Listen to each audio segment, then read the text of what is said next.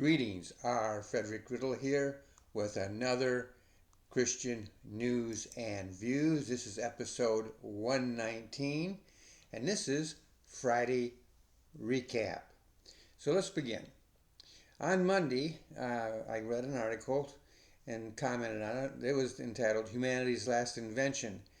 And it was a rather bold statement when you think about it, but the whole statement was about using nuclear energy to power the new AI, or artificial intelligence, supercomputers that are already here. Now, there's some powerful ones coming down the line, but this is talking about the ones who are already here. It is stated that this could upend our entire understanding of science, consciousness, and even the fabric of reality itself.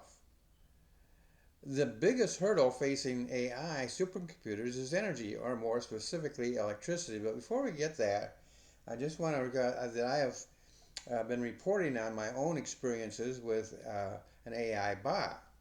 And I'm still learning on this, still learning different ways in which I can use it and things of this nature. I'm really excited about it.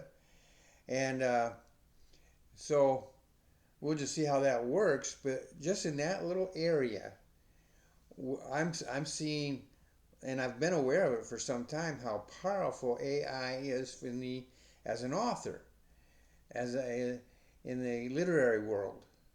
But it has so many applications everywhere else. And so it is changing our way of life, our way of thinking, and things of this nature.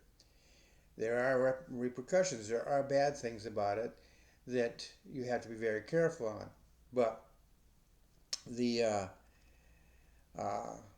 overall impact of it can be good if you can keep it under control. Now, this particular article is talking about the energy needs of AI, these AI supercomputers. It's going to take a lot of energy.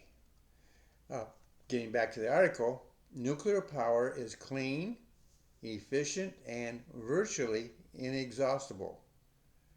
AI supercomputers operate AI systems with scales only dreamed of, but not seen. But now there is what's called the Colossus, a supercomputer installed in 2024 that is powered by 200,000 NVIDIA GPUs. We're not going to go into that. We already covered that on Monday. But I just want to remind you of what we did talk about. In my opinion, I told you I was excited about it.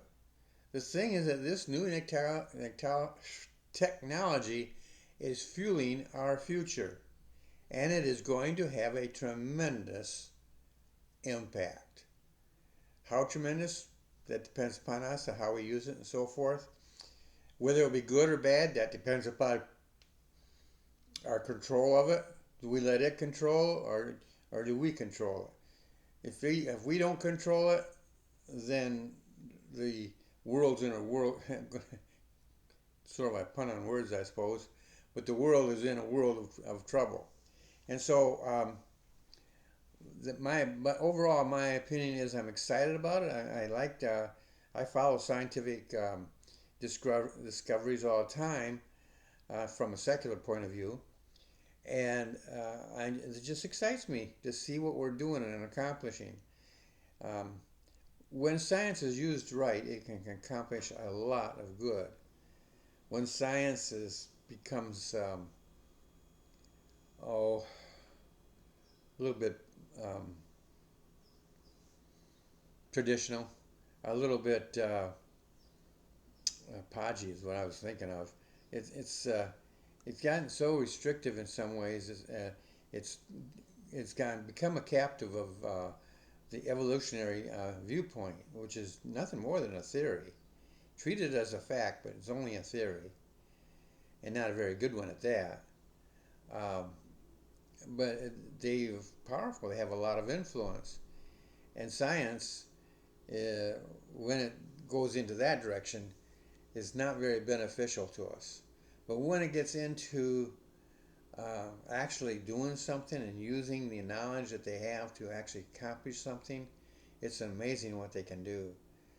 Um, I contend that no, so an evolutionist say, hey, you can't divide it. You can take it all or none. No, you can divide it. Uh, the one evolution deals with our past. Uh, these AI is the future, the current, well, actually present as well as future, and has very little in common with evolution. But the thing is that evolution, like I said, is a theory. There's another theory out there called creationism, far closer to the truth. If you want the truth, you go to the Bible. And in the beginning, God created. It rules out evolution entirely. You can't marry the two. People have tried, and it always fails. Because evolution does not recognize God. And you can only go back so far. If you keep asking the question, oh, then what? Well, this happened. Well, before that, what happened? Well, before that, what happened? And then eventually you get to the point where you say, well, before that, what happened? They don't have an answer. The creationists can go all the way back to God. And then they'll say, well, who created God? God was never created. God always has been and is and will be. That is a thought that is beyond our ability to comprehend because we live within time. God does not. But this is not a biblical discussion today, but I just want to throw that in there. So I am excited about it. On Tuesday, I covered tariffs. Now, to give you an idea of how the tariffs are working, I scanned the news and I came up with some results. And the first result that I talked about was Israel's Netanyahu was the first foreign leader to discuss tariffs with Trump.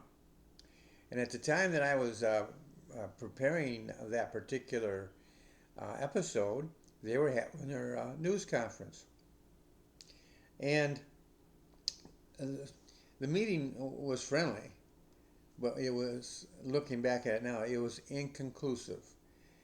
A lot of what Hope and Netanyahu was wanting, he didn't get. But they were friendly. I was not dressed down or anything like that. Experts commenting on that meeting were saying that Trump is positioning himself to be the mediator between Syria, Turkey, and Israel. Syria, as you know, has the government collapsed. Well, now you have two countries who are in competition. Guess which ones they are? Turkey and Israel are both trying to influence Syria. And Israel considers, if Turkey gets in there, Israel considers that a threat to them. So they once were allies, but not anymore. So you have Turkey, which is to the north of Syria, Israel to the south. And so it's sort of like Syria is like a buffer nation.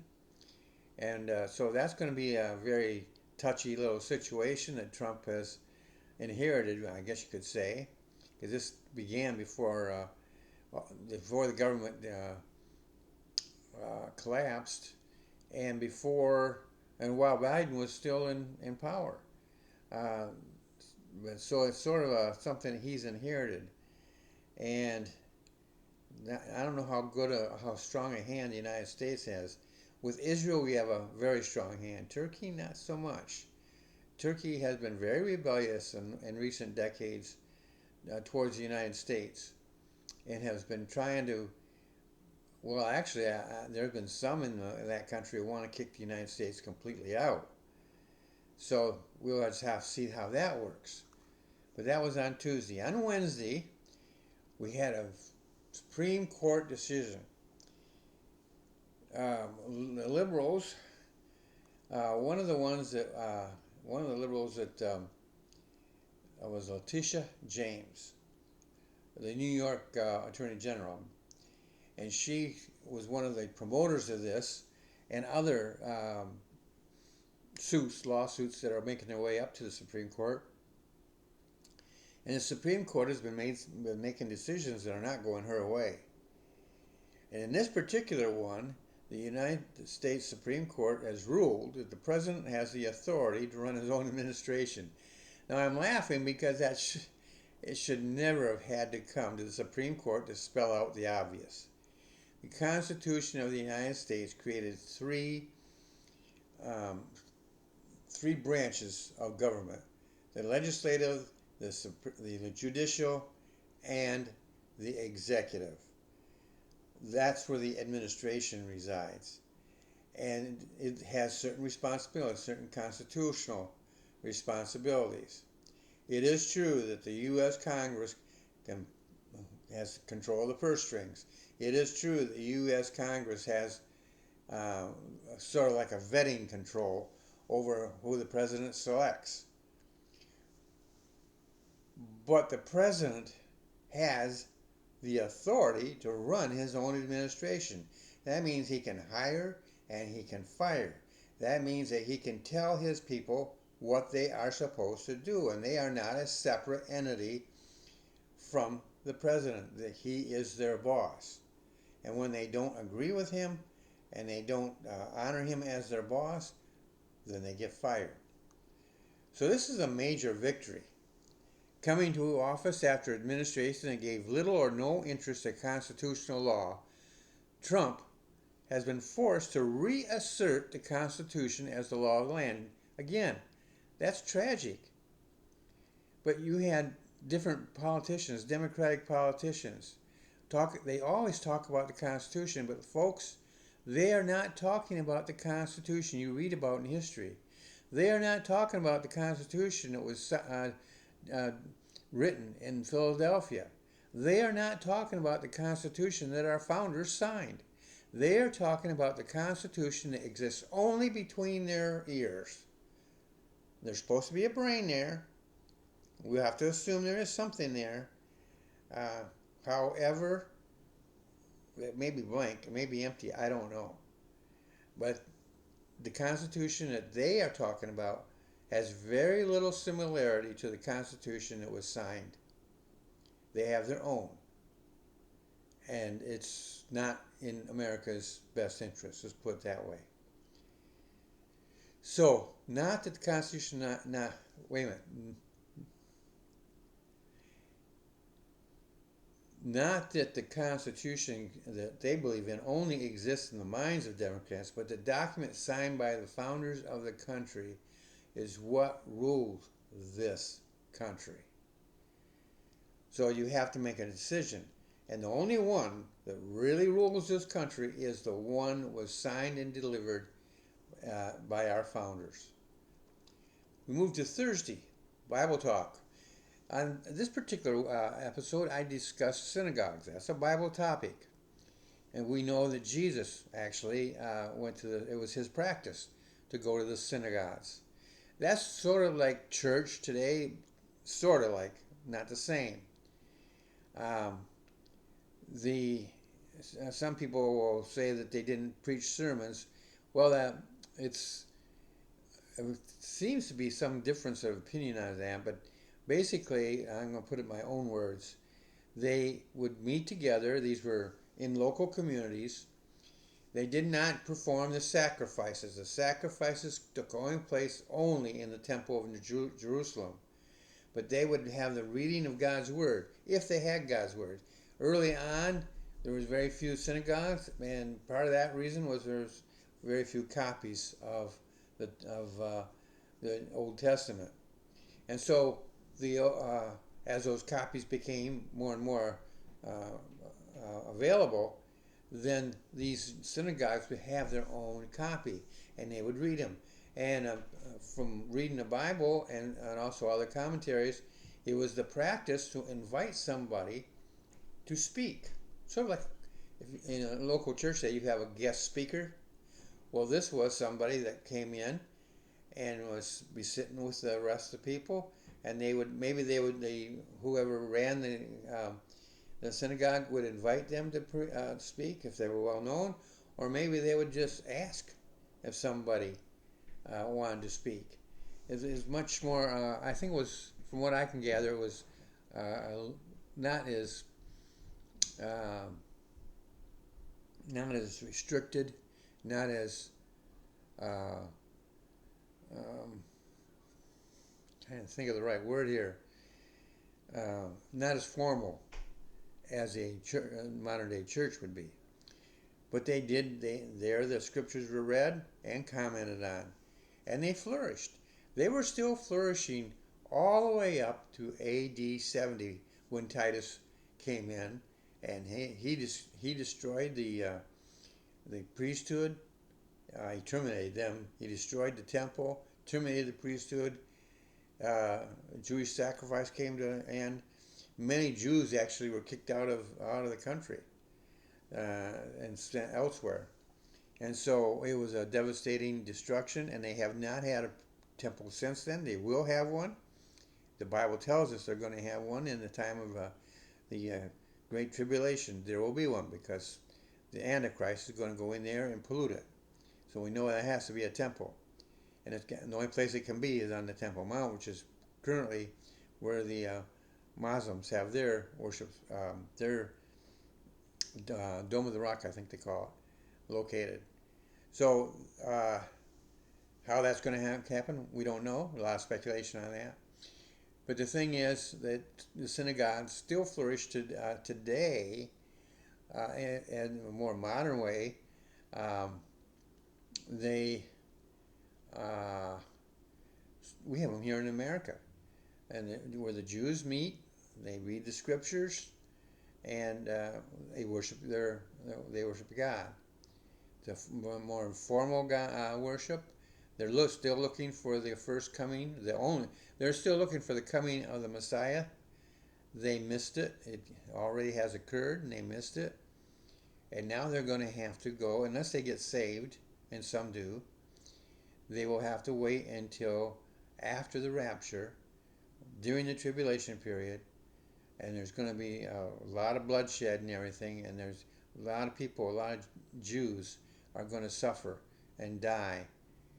But good news is they are going to return to God.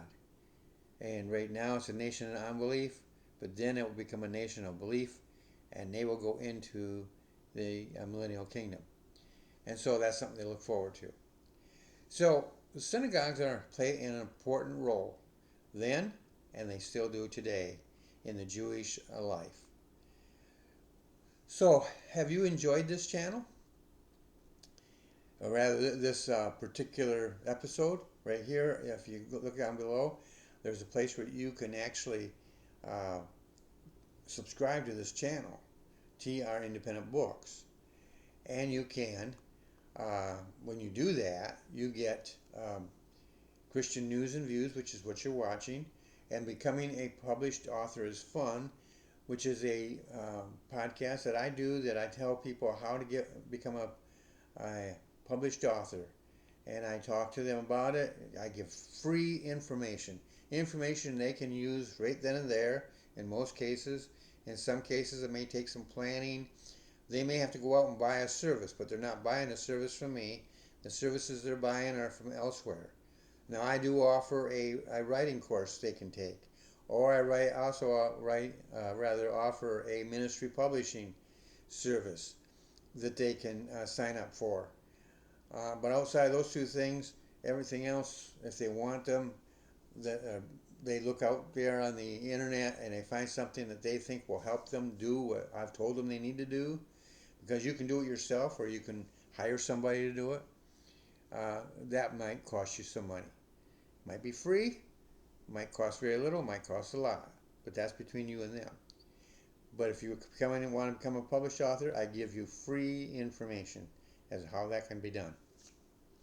And when you do that, you encourage me, and I promise you that I'm going to inform you, encourage you, and inspire you in both podcasts. That is my goal that I have every episode that I do. Well, that's it for today, and I hope you have a great day, and I'll see you in the next episode.